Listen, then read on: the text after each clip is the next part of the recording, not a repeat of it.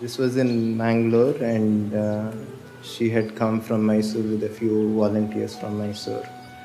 So in the morning when we went for the games, there were a few new people, and there was this one person who was everywhere, who was doing all these long frisbee throws with Sadhguru, who was in the ball game everywhere, who was pointedly bent upon getting Sadhguru out. Until then, nobody knew who she was. At the end of the program, Sadhguru introduced her to all of us as a Isha Yoga teacher. And that's the time she was working in a bank. She was so aligned to Sadhguru and always being around him. I remember how she shared about her marriage. When I asked Vijji, how did it all happen? She said that when she met Sadhguru, in that very first meet, we knew each other. That's it, and that's marriage for me.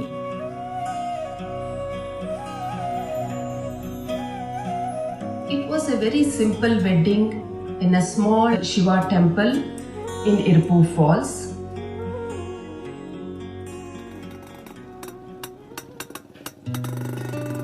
At that time, Sadhguru was, he was developing a farm. And everything that happened in the farm, she would know, she would be there whenever she could.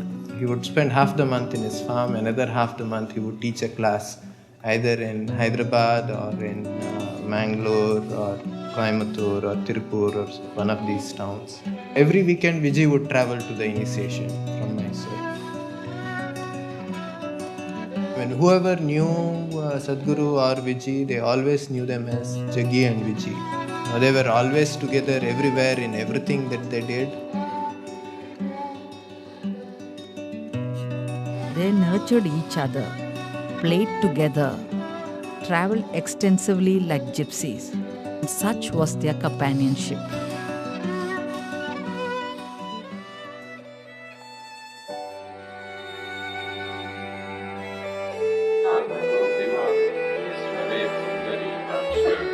She did yoga only because it means something to me.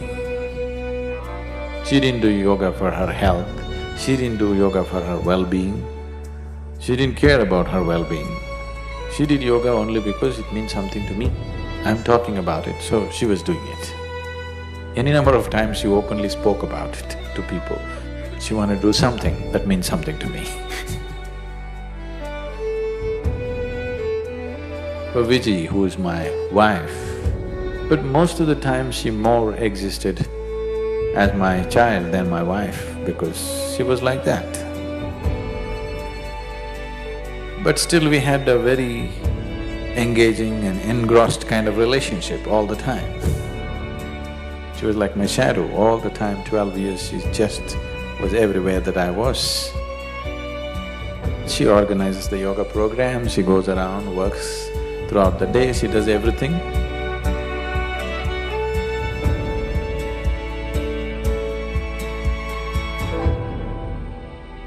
Every time that she saw Sadhguru off, it's not that she will say bye and she'll go back to whatever she was doing.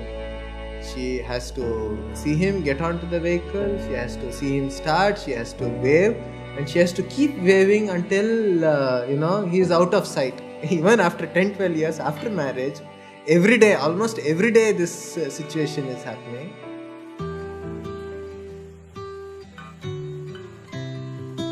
He was very deeply devoted to Sadhguru as a person. She also constantly maintained an overt posture that she had nothing to do with spirituality. She was only interested in Sadhguru the person, who happened to be her husband, and that was her only interest.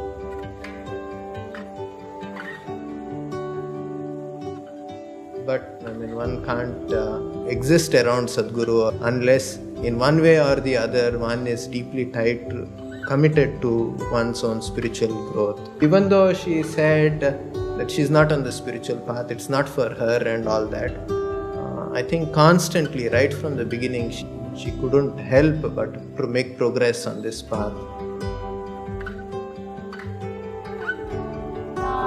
Few moments and few incidents that I saw in Sadhguru. I mean, in my own life, these moments have had such deep impact. This must have happened with Vijji continuously in so many ways, which obviously had big impact.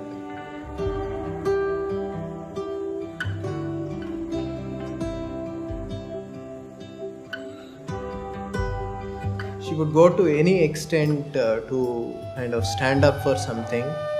Anything that was happening, she was there. Not because Sadhguru was there and she had to be there as a wife and things like that. No, she felt it because she was also equally wanting that good things happen with people and people benefit from Sadhguru and make use of it.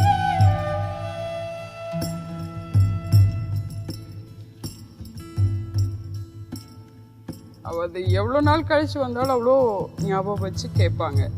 நீங்கள் வந்து பார்க்கலாம், அவர் வந்து பார்த்தார்ல, நீங்கள் ஏன் வரல அப்படிம்பாங்க. எல்லாருக்கிட்டையும் இவங்க கிட்ட பழகணும், இவங்க கிட்ட பழகக்கூடாது அப்படி கிடையாது. ரொம்ப உரிமையோட அன்பாக இருப்பாங்க. Like she is very soft in her heart. Like if somebody has to say something, she has no hesitation even to take a bangle and give it to them and to solve the problem. Very, very relatable and affectionate woman I have ever come across.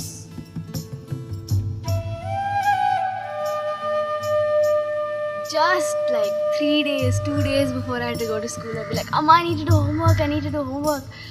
The last 3 days, I'd be writing with my right hand, she'd be writing something else with her left hand just to make it seem like it was my work.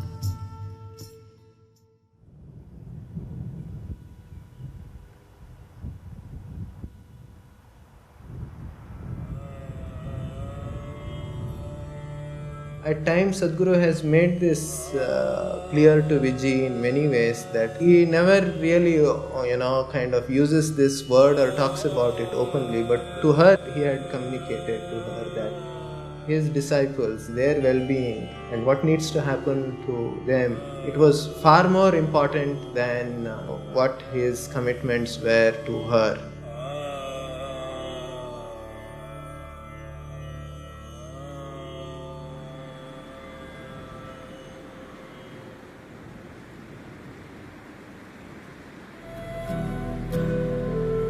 Swami Nirmalananda was somebody I knew for a long time.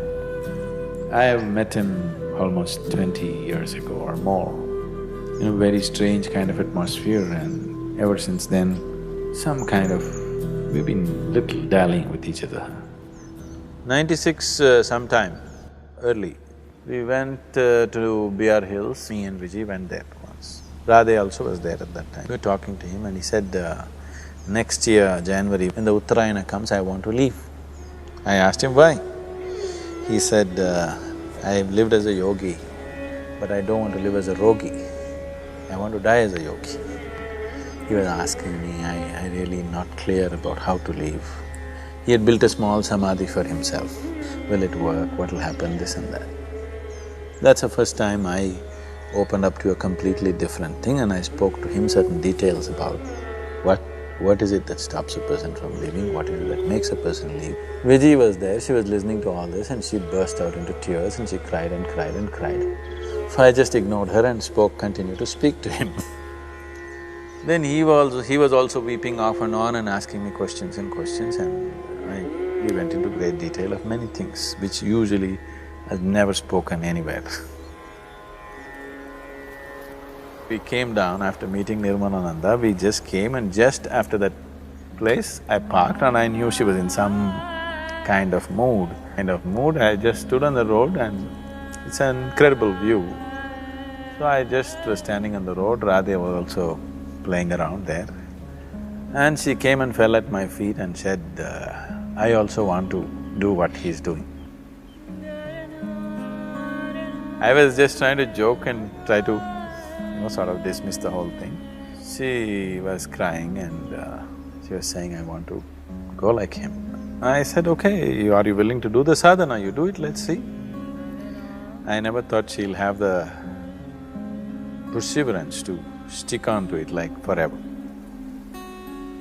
So I told her a few things, that you do these things, let me see how seriously you do. If things come up to that stage, we will see. From that day, she just went like, She was another person altogether. Suddenly, the last 8-9 months, she became all focused and like that. Because the way she was going, I saw she's going so intensely. And after 2-3 months, she even started talking confidently that she's going to leave in another… Then I tried to slow her down a little bit. And I said, what's the point now? All these 12 years of marriage, we were only traveling. Only now, just then, we had just had a place to live. She could call her own and cook and do things, which meant a lot to her, I knew. So I said, what is the hurry? And the girl is just 7 years old. I said, things are working out well for you also, why now? So she said, right now my inside is feeling absolutely beautiful and outside everybody is wonderful to me. This is the time I want to leave. I don't know how long I'll be able to maintain this. All my life I've been confused, feels everything. Right now I'm in a space where I want to be. I want to live like this. So many times in my own ways I tried to slow her down a little bit. The next December came, 96 December. Then we knew Nirmalananda will leave. From there we went on Karma Yatra. This is the final lap of Dhyanalinga consecration. So I wanted to clear up a few things for people involved, so I took them on a 6-7 state tour.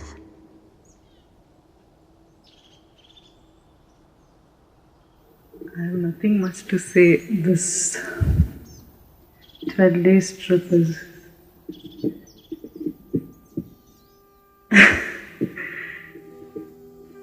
yeah, I certainly experienced tremendous energy, and I can say I've taken 1 or 2 steps towards my growth. And certainly it does help me to be a little more mature person, and I consider myself very lucky to… I only hope that I carry and be of some useful to everyone.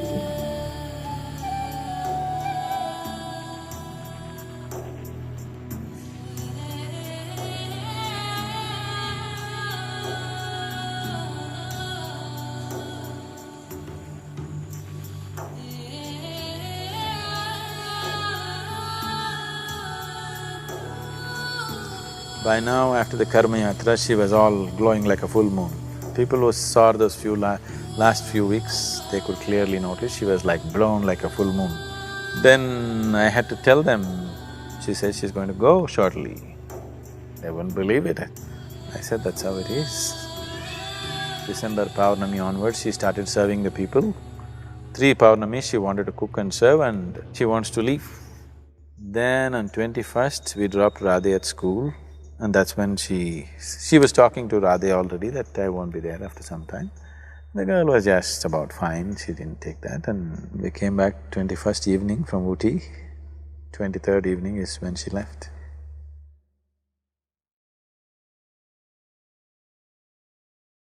Around 8 in the morning, Sadhguru called me and asked me to be with Vijji because she was on a certain sadhana. And that whole day I was with her, meditating and doing several other activities.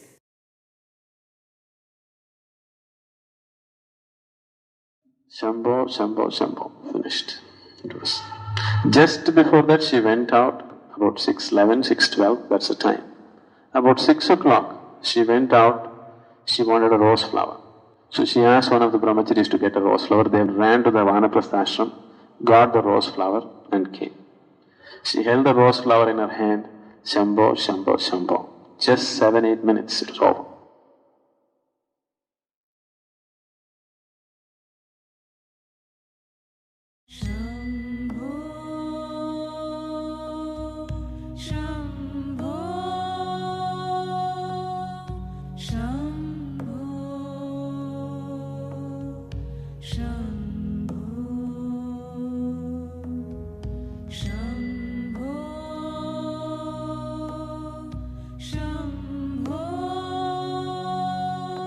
was only after 3 days while sitting for a meditation, it really struck me that she had known this coming. It's like her Mahasamadhi is just a promise to me. So if you really, that's what you want, it's a possibility. Like if you're so intensely seeking something as an ultimate, you can attain it. But definitely Vijay's Mahasamadhi was a tremendous blow to my logical way of looking at life. அது மாதிரி யாருமே பார்க்கல அவங்க. But within அவ்வளோ தீர்வாக இருந்திருக்காங்க, தீவிரமாக இருந்திருக்காங்க. The Mahasamadhi, of course, proves something like that. What was not visible, what was not overtly visible to people's eyes, it's almost like something else worked on. Constantly something else was working with her, and all the time.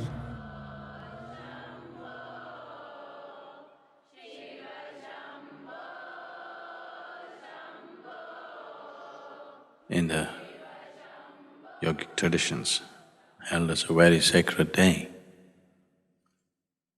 because many beings, either out of intent or just sucked into it,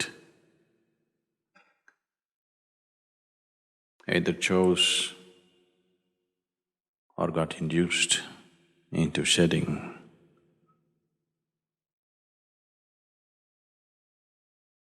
their physical bodies on this day consciously.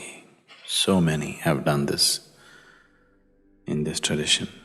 Even here at Isha, we witnessed a great event for Vijji, who had neither any sadhana behind her, nor did she have any great knowledge. With the simplicity of her emotion and the intensity of her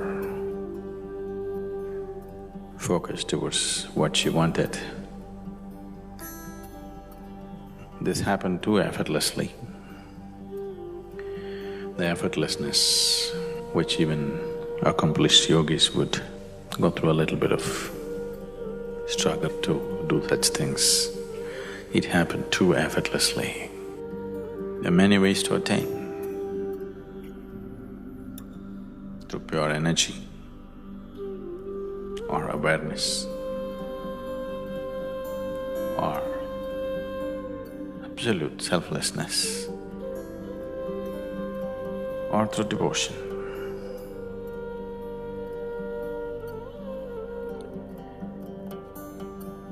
Devotion I put last, but it's the quickest way. I put it last because the line between devotion and deception is so fine, a lot of people will miss it. As they get more and more overwhelmed with deeper and deeper bursts of energy within them, slowly they become devout. That's good. The wisest ones are always devotees. It's a different kind of wisdom which logical minds can never understand. They grasp life in a different way. Vijji was bursts of devotion and confusion, devotion and confusion. When she held on to a devotional spell for long enough, she made it. That's been the way, that was her way too.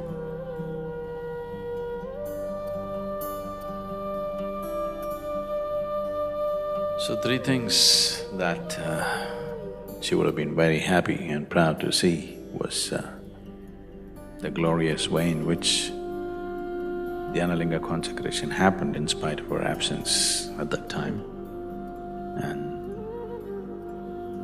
of course everything else that is happening with Isha. And the last, but for her it wouldn't have been the least, is that her daughter has become a young woman.